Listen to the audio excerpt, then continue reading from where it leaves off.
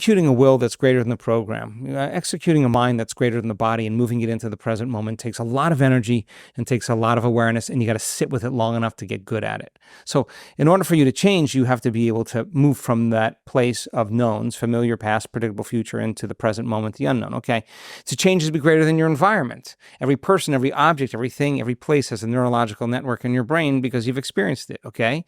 So if you're not being defined by a vision of the future and you open your eyes and you plug yourself back in the three-dimensional reality, you see your coworker, you see your ex, you see your boss, you see your friend, you see your cell phone, you see the news, and now the environment is actually controlling the way you're feeling and the way you're thinking.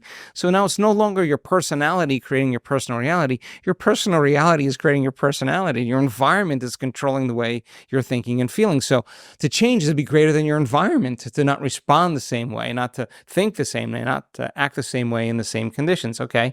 And not be in the predictable future and the familiar past. You got to be in the present moment. It means to overcome time. Okay.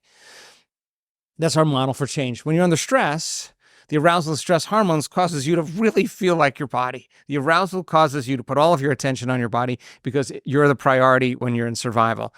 When you're in survival and the brain is in the aroused state, your attention is, you're not going inward now. You get eaten. You can't get vulnerable. You can't drop your guard, like the video there.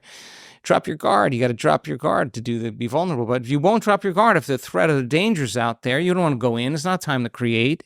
It's not a time to go in. It's not time to learn.